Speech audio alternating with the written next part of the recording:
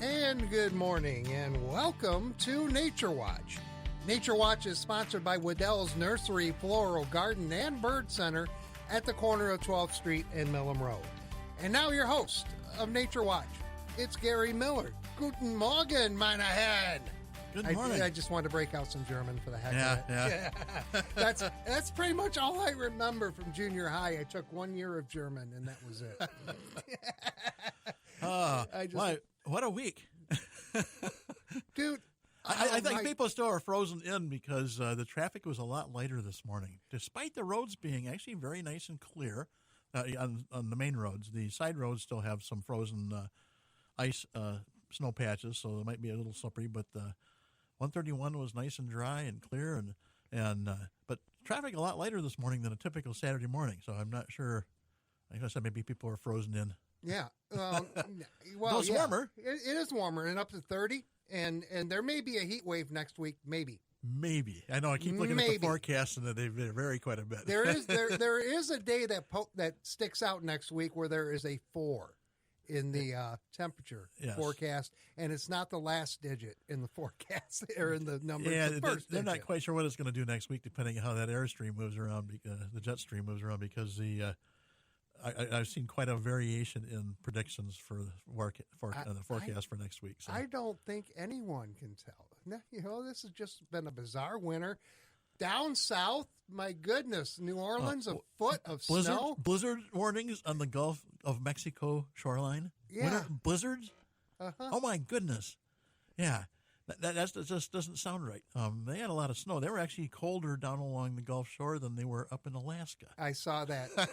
I left it alone. It actually had more snow than Anchorage, Alaska did, too. So, yeah, just Alaska's begging for some snow, at least some. Yeah. And down south, they got more than they wanted. Yeah. So. We have a decent snowpack here. Of course, it depends on where you go.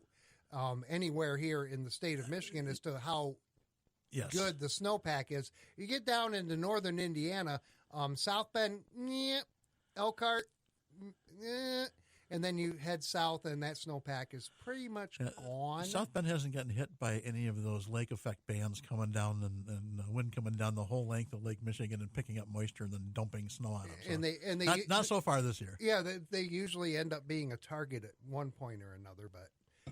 You can really tell the difference where the lake effect snow bands have come in, because you see lots of snow and then there's not as much snow, but there's still some snow, and then you see a lot of snow again. So, yeah, quite a variation. You get out in this weather, it takes a physical toll on you. It really does. And this week wiped me out. I spent a lot of time after work just at home recovering and trying to warm up and sleeping.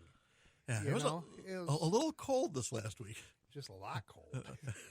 It's something that's, it's something we're not used to. We're not used to it, but it's still, that's, when you get below zero wind chill, and especially when you get down between 20 and 30 below wind chill, or actually just standard temperature, but wind chill makes it even a little worse. That's just darn cold. Yes, it is. You can join us here at 269-382-4280. You can join us by text as well at 80373. But hold on to the text, because you can't win a $20 gift card by text. You have to call in, and let's do that right now.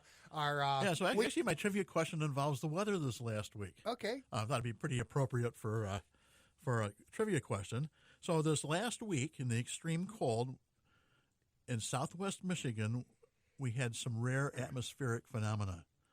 And so my question is, what were the rare atmospheric phenomena that were observed in southwest Michigan? Now, is there more than one? There are 3 of them. I will accept an answer for one. Okay, just name one of them. Thank you. I was about ready. Jim was panicking about, oh gosh, it's going to be a 3-parter. I was about ready to throw my headset at you. 382-4280. So one of the 3. One of the 3 rare atmospheric phenomena that were observed in southwest Michigan this last week during the extreme cold. 269-382-4280. Pretty rare phenomena. So we'll talk a little bit about those then. Hey, good news, though, after this cold this last week, 54 days until the first day of spring. Yay! Good morning, WKZO. Who is this? Hi, this is Judy. Hi, Judy. How are you? I'm good. How are you today? I'm warmer than I was earlier in the week. Yes, I am going to say that. But amen to that. Okay, do you have an answer for Gary? Yes, snow dog or snow bow would be one of them. Yeah, so actually the snow dog or sun dog, that was one of them. That's actually caused by the refraction of the light through the ice crystals. And it looks like you got two little mini suns off to either side of the sun. And actually you see those I always called them sun dogs when I was growing up. And the general rule of thumb as far as weather prediction, when you see a sun dog, you usually can expect rain within 24 hours. Which makes sense because I've seen sun dogs in the summertime, and that light's getting refracted by ice crystals, so it means there's a lot of moisture in the air, and lo and behold, you get rain then. This year it was too cold, at least this last week it was too cold for it to rain, but we did have a lot of ice crystals. The other effect that we saw were the light pillars, also caused by the ice crystals in the air. And that could be either natural light, either moonlight or sunlight, but also could be caused by man-made light. And so we saw a lot of those lights along across the landscape in the nights, and so these pillars of light shoot up. Pretty neat looking. Yeah. Ellen Baca had a great feature on that over on Storm Team 8 this last week concerning the light pillars and all of that. It was a fun watch. And then the last one were the snow nados, or the snow devils, little whirlwinds. They look like little whirlwinds anyway. Right. Sometimes people call them dirt devils in the summertime because they stir up a lot of dust in that. Looks like a little mini tornado. I was actually surprised. I was reading about them. They're actually considered pretty rare. I see them all the time. I guess it's just the field across the road from my house.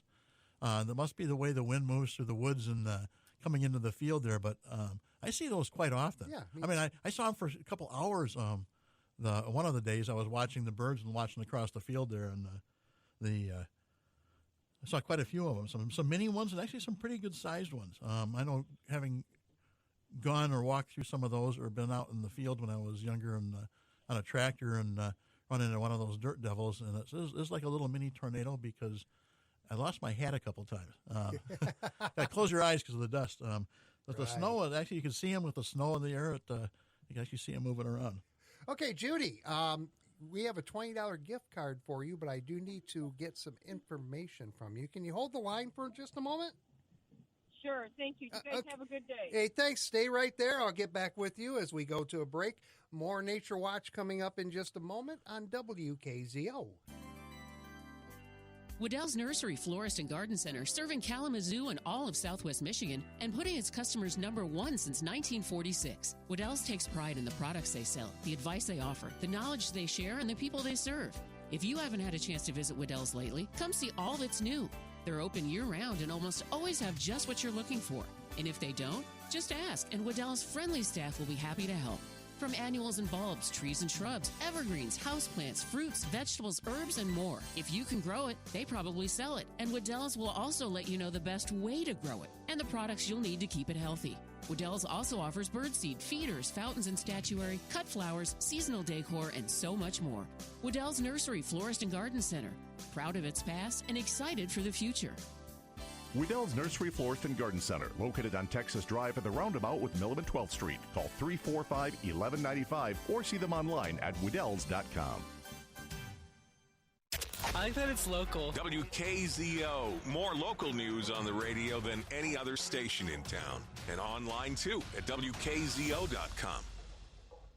8:45, 21 in Kalamazoo. Judy and Paw Paw are winner of a $20 gift card to Waddell's. Nature Watch continues with Waddell's own Gary Miller. You're suited up today. Are you going into work? So I actually am for a little while. I'm actually a part of the Green Thumb Club that started last week at Waddell's. On Saturdays they have a couple seminars, so you check out the website, Weddells.com. A whole different series of little seminars. Fantastic program. Costs you $5 per seminar. If you attend 6 or more, you get a $25 gift card. So you just have to invest a little bit of money and time. If you're constructing something or they're making something in the class, there are some fees for materials on that. But some neat ones coming up, actually nature-minded.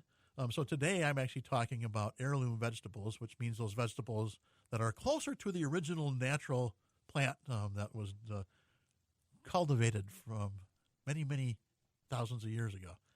So I'm getting back to nature with the vegetables. There you go. The next week, there's actually one on mindful gardening, so connect with nature to heal the mind and soul. And so that's a neat, Dawn Farrell's going to be putting that on at 10 a.m. This is just a little prep for when we get into March and we start having our 9 o'clock feature on Saturday morning. Yes. But, I think I'm just your mentioning boss, a few of them that are more nature involved here because actually in 2 weeks there's one called Attracting Birds and Chickadees, or Bluebirds and Chickadees in Nesting Boxes. So some nature involved ones. So some neat things. Hey, so actually last Saturday on the way home, I was just about home. I was less than a quarter mile from my house, and I had 2 pileated woodpeckers fly across the road in front of me, and they landed on a tree in the fence row, and a couple of trees actually. And so I had to stop, and I backed up very slowly because I wanted to scare them, and actually was watching them for a while, even though they tried to get on the backside of these trees. But it was fun. Actually, a couple not real large sassafras trees, but big enough that the pileated could land on them. And I wouldn't call them big enough for them to make one of their oval nesting holes. That would have taken most of the wood from the tree. But they were looking for some insects in that, and so neat to see those. I haven't seen them come into my feeders yet. And oh my goodness, this last week with the cold, the birds went gangbusters with the feed.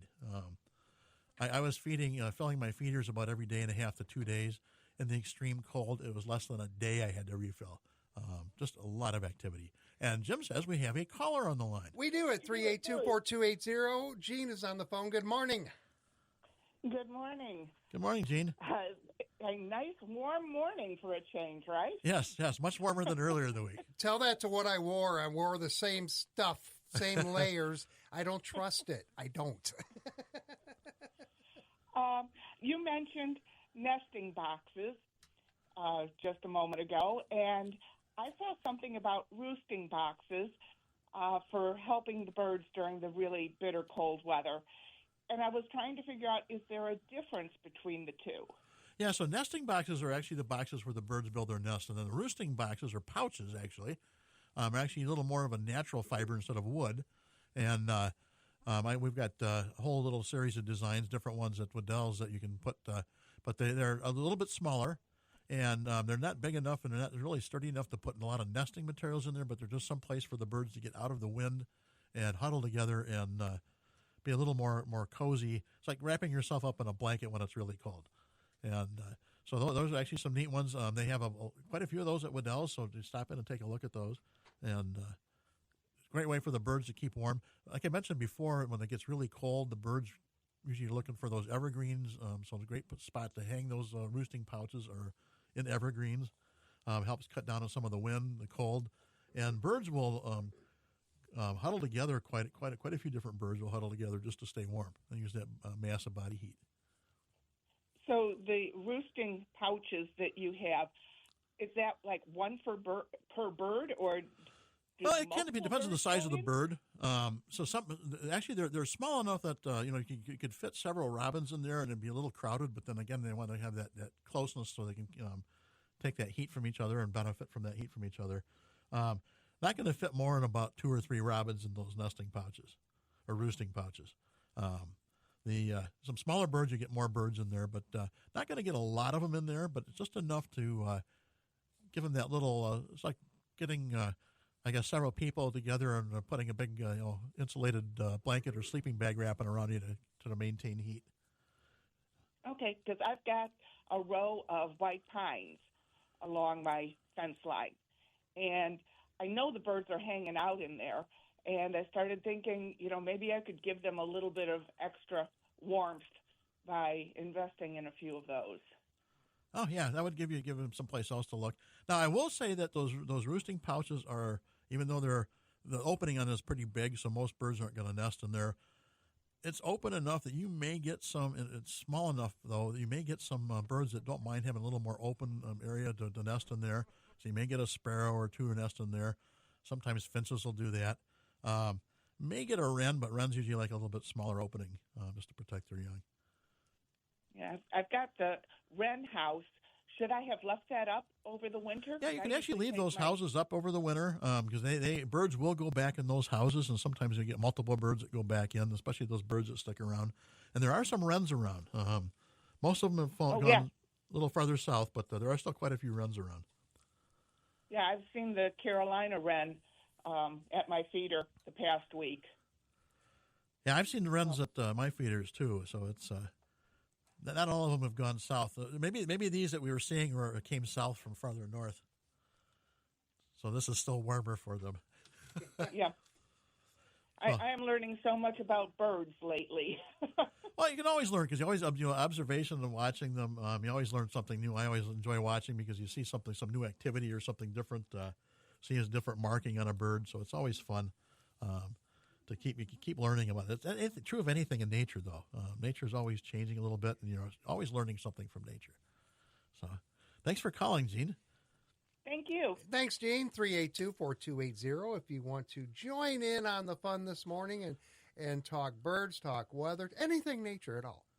So a couple other things coming up here soon. Next Saturday, the Audubon Society Kalamazoo has their beginning bird walk at Wolf Lake Fish Hatchery, which they do the first Saturday of each month, 9 to 11 a.m. And that is for beginners to experience level. That would be led by some experienced birders. If you have some binoculars, bring them along. There are some supplied, and it's a great way to get kids introduced to birding. And in a little over a week and a half, or a little over 2 weeks actually, on February 9th, which is a Sunday, 9 to 11, the Kalamazoo Audubon Society Kalamazoo is doing a Kalamazoo area winter rarities field trip. And there's information on their website. So if you go to kalamazooaudubon.org and check that out, they're meeting at the Oakland Drive I-94 Park and Ride, and then they're going to look at reports of sightings of birds and try to see some of those birds that we typically don't see in the area, like tundra swan, snow and rosses, and cackling geese, some of the ducks and loons, some of the gulls, maybe some snow buntings and some Lapland longspurs, and maybe some other birds that are in the area that we typically only see during migration. Besides like the Ross's goose and some of those others, this last week, still seeing some golden eagle sightings in the area. There's a few other birds that just usually migrate through, so we're seeing some of them in the area yet. Coming up, I'm actually getting a little email yesterday